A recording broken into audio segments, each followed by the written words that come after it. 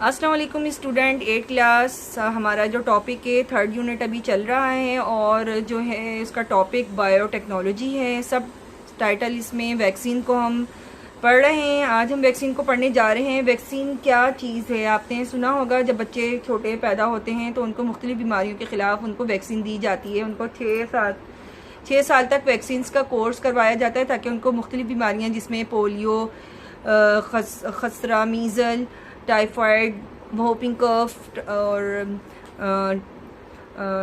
जो है टाइफाइड वगैरह और हेपेटाइटिस वगैरह की वैक्सीन दी जाती हैं। सही है। वैक्सीन क्या चीज़ होती है? वैक्सीन इज़ अ मटीरियल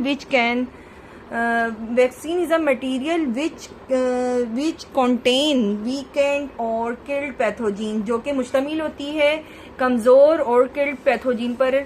जैसे पैथोजीन अच्छे वाले जरासीमों पर मुश्तमिल होती है जो कि असली जरासीमों को मारने में मदद देते हैं। एंड यूज टू प्रोड्यूस और इस्तेमाल होती है इंसानों के अंदर इम्यूनिटी अगेंस्ट अ डिजीज़, क़ुव्वत मुदाफ़ियत किसी भी बीमारी के ख़िलाफ़ पैदा करने के लिए। वैक्सीन एक ऐसा मटीरियल है जो कि कमज़ोर और किल्ड पैथोजिन पर मुश्तमिल होता है, जो कि जिस्म में जाने के बाद जो है वो ख़ास किस्म की बीमारी के ख़िलाफ़ क़ुव्वत मुदाफ़ियत पैदा करता है ताकि जिस्म उससे महफूज रह सके। ठीक है। अब यहाँ पर आपको बताएंगे कि how vaccine work in human body, के किस तरह वैक्सीन जो है वो ह्यूमन बॉडी में काम करती है।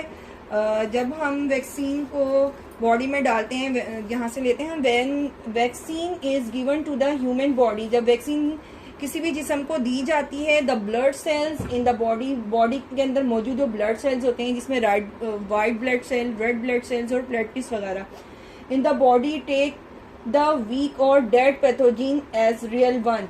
तो वो ब्लड सेल जो है वो उस कमज़ोर और किल्ड पैथोजीन जो कि अच्छे वाले जरासीम होते हैं उनको वो असली बीमारी के जरासीम समझ लेते हैं। एंड प्रिपेयर्ड, और वो बनाना शुरू कर देते हैं एंटीबॉडीज अगेंस्ट, वो एंटीबॉडीज बनाना शुरू कर देते हैं उस बीमारी के जरासीम के खिलाफ। These antibodies remains in the blood, ये जो एंटीबॉडीज होती हैं वो हमारे ब्लड के अंदर रहती हैं उस वक्त तक, यानी कि हमेशा रहती हैं वो। और जब उसी बीमारी के जरासीम असल में हमारे जिस्म में दाखिल होते हैं तो वो फ़ौरन ये एंटीबॉडीज उस बीमारी के जरासीमों को मार देती है। ठीक है। तो ये कह रहे हैं व्हेन एनी रियल पैथोजीन, जब कोई असली जरासीम, डिजीज कॉजिंग जर्म्स, जो है जरासीम जो बीमारी को फैलाता है, वो एंटर द बॉडी में दाखिल हो जाता है। द ऑलरेडी प्रेजेंट, जो पहले से मौजूद होती हैं एंटीबॉडीज, किल इट, उस जरासीमों को मारती है इमीडिएटली, फौरन। एंड द बॉडी, और जो हमारा जिस्म होता है, बिकम प्रोटेक्ट, वो सेफ हो जाता है फ्रॉम डिजीज, बीमारी से। सही। यानी कि जैसे ही हम वैक्सीन की खुराक लेते हैं तो हमारे ब्लड के अंदर मौजूद जो ब्लड सेल्स होते हैं, white blood cell, red blood cell और प्लेटलेट्स, वो समझते हैं कि असली वाले जरासीम आ गए हैं, तो वो फ़ौरन उस असली जरासीमों के ख़िलाफ़ जो है वो एंटीबॉडीज़ बनाना शुरू कर देते हैं। तो ये जो एंटीबॉडीज़ हमारी बॉडी में रहती हैं, और जैसे ही कोई असली जरासीम असली बीमारी वाले जरासीम बॉडी में एंटर होते हैं तो ये जो पहले से मौजूद एंटीबॉडीज़ होती हैं वो उसको फौरी तौर पर मार कर जिस्म को महफूज कर देती हैं। इसलिए बच्चों को जो है वो 6 साल तक जो है ना मुख्तलिफ वैक्सीन के ड्रॉप्स पिलाए जाते हैं ताकि जब वो खुदा न खास्ता कोई बीमारी जिनके खिलाफ वैक्सीन पिलाई जा रही है वो बच्चों में एंटर होने लगे उसके जरासीम, तो पहले से मौजूद एंटीबॉडीज़ उस बीमारी के जरासीमों को मार दे और बच्चा उससे क्या हो जाए, सेफ हो जाए। अब यहाँ पे वो कह रहे हैं नाउ आर डेज, आजकल बायोटेक्नोलॉजीज यूज, जो बायोटेक्नोलॉजीज है वो इस्तेमाल कर रहे हैं बैक्टीरिया टू प्रिपेयर, बैक्टीरिया को इस्तेमाल करने के बनाने के लिए वैक्सीन। आजकल जो है बायोटेक्नोलॉजीज वो बैक्टीरिया को वैक्सीन बनाने के लिए इस्तेमाल कर रहे हैं। सबसे पहला काम वही था कि how to insert the genes into a bacterium cell, जो हमने 3rd लेक्चर में पढ़ा है। तो वही वाला अमल यहाँ पर होगा कि सबसे पहले बायोलॉजिस्ट क्या करेंगे, सबसे पहले they identify some proteins of pathogens that do not cause disease but can stimulate blood cells to make antibodies. सबसे पहले जो है बायोलॉजिस्ट जो है वो क्या करेंगे, वो सबसे पहले जो है वो आइडेंटिफाई करेंगे अच्छे पैथोजीन वाली प्रोटीन को, ताकि वो उसको लें और आइसोलेट करके जो है वो बैक्टीरियम सेल में डाल सकें, ठीक है। These genes insert into the bacterium cell, तो अच्छी वाली जो प्रोटीन होती है वो वाली जीन्स जो हैं वो बैक्टीरियम सेल्स में दाखिल कर दी जाती है। जिस सेल में अच्छी वाली फौरन जीन दाखिल हो जाए तो उसको ट्रांसजेनिक ऑर्गेनिज्म कहते हैं, या उसको GM bacteria, genetically modified bacteria कहते हैं, क्योंकि उसके अंदर फॉरेन जीन आई है, ठीक है। The GM bacteria make colonies and prepare the pathogens protein, तो ये जो जीएम बैक्टीरिया होता है वो कॉलोनीज बनाना शुरू कर देता है और कॉलोनीज बनाता है, ऐसी बैक्टीरिया की कॉलोनीज बनाता है जिसमें वही अच्छी प्रोटीन वाले पैथोजिन शामिल होते हैं, ठीक है। दीज प्रोटीन एक्ट एज यहाँ पे वो कहते हैं these protein act as vaccine, और ये प्रोटीन जो है वो वैक्सीन के तौर पर काम करते हैं। आजकल जिन बीमारियों के खिलाफ हमने वैक्सीन बना ली हैं वो बहुत ज़्यादा हैं, लेकिन उसमें जो ख़ास जो बहुत ज़्यादा कॉमन बीमारियां हैं उसमें hepatitis B, typhoid, measle, hepatitis A, B, C आपने सुना है, जिसमें सिर्फ हेपेटाइटिस बी के खिलाफ वैक्सीन बनी है, और टाइफॉइड एक ख़ास किस्म का बुखार है उसके लिए बना ली है। इसके अलावा मीजल जिसको खसरा कहते हैं, आपने अक्सर सुना होगा अपने पाकिस्तान न्यूज़ में, पाकिस्तान की मुख्तलिफ़ किस्म की न्यूज़ में सुना होगा कि जो है थर में बहुत सारे बच्चे जो हैं वो खसरा से मर गए हैं। तो वो खसरा की बीमारी ऐसी होती है कि जिसमें छोटे छोटे दाने पूरे जिस्म पे रेड कलर के निकल आते हैं, ना सिर्फ गले में, आँखों में और कान, नाक, मुंह के अंदर तक वो निकल जाते हैं। और छोटे बच्चे जो कि बेबी बॉर्न होते हैं, यानी कि जिनको भी पैदा हुआ है 1 साल नहीं होता, वो ये बीमारी उनके ऊपर बहुत तेज़ी से अटैक करती है, और अगर इसकी सही ट्रीटमेंट ना हो तो बच्चा फौत भी हो जाता है। तो थर में बहुत सारे बच्चे जो हैं वो हर साल जो है ना इस बीमारी से फौत हो रहे हैं, ठीक है। अब 2 बीमारियां जो बहुत ज़्यादा अहम है उनके खिलाफ अभी तक वैक्सीन नहीं बनाएगी, लेकिन इसके ऊपर काम जारी है, जिसमें मलेरिया एंड HIV जिसको एड्स की बीमारी कहते हैं उसके ऊपर अभी काम जारी है। इन 2 बीमारियों के खिलाफ भी अभी जो बायोलॉजिस्ट हैं वो जो हैं वो वैक्सीन बनाना शुरू कर दिए उन्होंने। अब हम जो हैं लेते हैं कुछ important life saving biotechnology product name are as follow. कुछ अहम बायोटेक्नोलॉजी प्रोडक्ट हम ले रहे हैं जो कि हमारी जिंदगी को बचाने के लिए बहुत अहम है, जिसमें फर्स्ट वन इंसुलिन है आपके पास, सेकंड वन आपके पास वैक्सीन है, थर्ड वन आपकी ग्रोथ हार्मोन है, फोर्थ आपका बीटा एंड्रोफिन है, और फिफ्थ पे आपका इंटरफेरॉन है, और 6 पे आपका क्लोटिंग फैक्टर, 7 पे आपकी एंटीबायोटिक्स हैं डिफरेंट टाइप की, और बहुत सी बनाई है, लेकिन ये ज़्यादा फेमिलियर है जो आपको मैं बता रही हूँ। हम लोगों ने जो है यूनिट नंबर 3 के फर्स्ट लेक्चर में हमने पढ़ा था कि जनरल एप्लीकेशन ऑफ बायोटेक्नोलॉजी, कि बायोटेक्नोलॉजी की जनरल एप्लीकेशन कौन सी हैं, तो हम लोगों ने पढ़ा था उसमें एग्रीकल्चर, फर्स्ट पे हेल्थ है, इन्वायरमेंट है, फूड प्रोडक्शन एंड प्रिजर्वेशन है। यानी कि बायोटेक्नोलॉजी जो है वो किन शोबों में बहुत तेज़ी के साथ अपना वर्क कर रही है, उनमें सबसे पहले ज़राअत आ जाती है, फिर हमारा हेल्थ सेहत का शोबा आ जाता है, फिर इन्वायरमेंट माहौल आ जाता है, फूड प्रोडक्शन पैदावार हासिल करना फलों सब्जियों फसलों की, और फिर उसको लंबे अरसे तक महफूज रखना।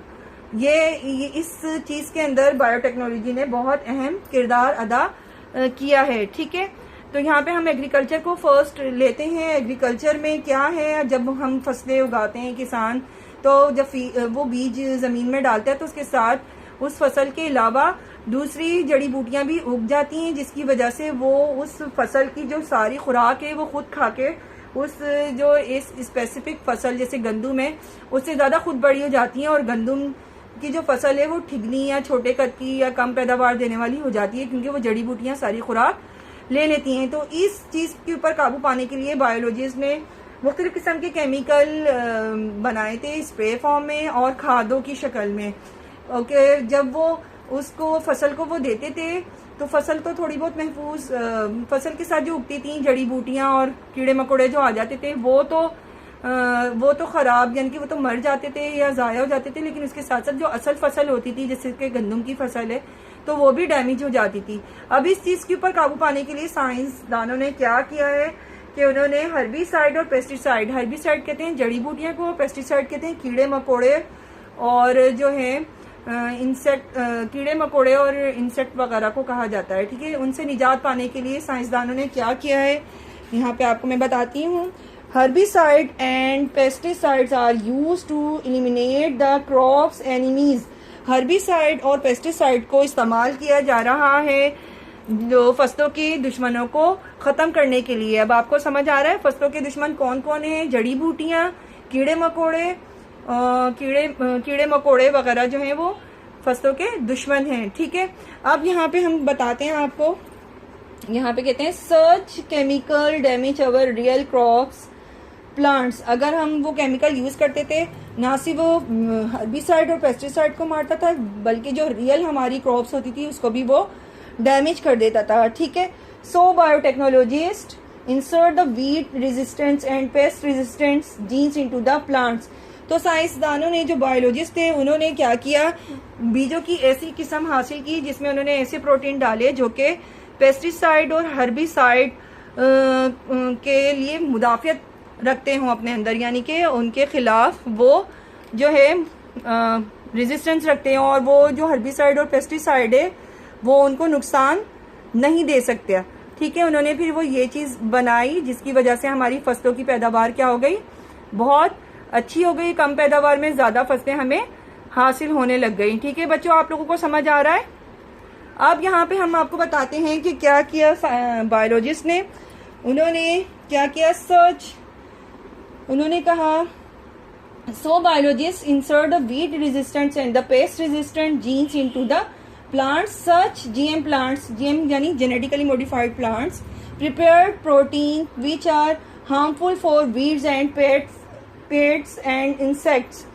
और उन्होंने इस तरह की जीन्स हासिल कर ली जो कि हमारी रियल क्रॉप्स को तो डैमेज ना करे लेकिन वीड्स और पेट और इंसेक्ट्स को किल कर दे। ठीक है, these GM crops improve the quality of the crops and make them safe for human use।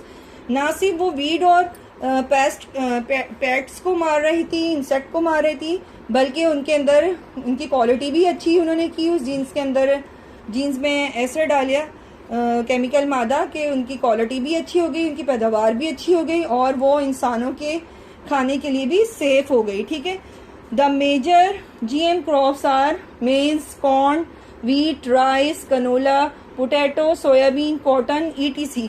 यानी कि जो जेनेटिकली मॉडिफाइड क्रॉप्स हैं वो बहुत ज़्यादा हैं, लेकिन जो ज़्यादा मशहूर हैं वो यहाँ पे राइट कर दी गई हैं, जिसमें आपका कॉर्न आ जाता है, छल्ली का जो छल्ली होती है वो, वीट, गंदम, राइस, चावल, कनोला जिससे तेल हासिल किया जाता है, पोटैटो, आलू, सोयाबीन ये भी बीज है जिससे तेल हासिल किया जाता है, कॉटन यानी रुई, कपास वगैरह हासिल की जा रही है जो कि कम वक्त में ज़्यादा पैदावार दे रही है और उसके अंदर कीड़े मकोड़ों, जड़ी बूटियों के ख़िलाफ़ जो है क़ुव्वत मुदाफ़ियत भी है ताकि वो अच्छी तरीके से परवान चढ़ सके। ठीक है बच्चों, अंडरस्टैंड हो रहा है आप लोगों को?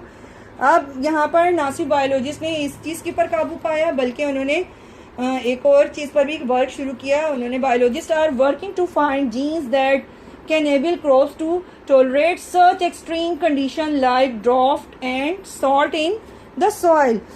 ना सिर्फ जो बायोलॉजिस्ट थे उन्होंने जो है वो कीड़े मकोड़ों, जड़ी बूटियों के ऊपर काबू पाया, बल्कि उन्होंने जो नासाजगार हालात होते हैं जिसमें फसलें जो हैं वो परवान नहीं चढ़ पाती सही तरीके से, उसको भी उन्होंने काबू पाने के लिए उसके ऊपर भी वर्क शुरू किया, जिसमें नामुनासिब हालात में जो है खुश्क साली, ड्राफ्ट और salt in the soil, same और थोड़ शामिल है, जिसकी वजह से जो है बहुत ज़्यादा हमारी ज़मीन जो है वो नकारा हो जाती है और अगर उसके ऊपर फसलें की उगाई जाएं तो वो भी कोई पैदावार नहीं देती।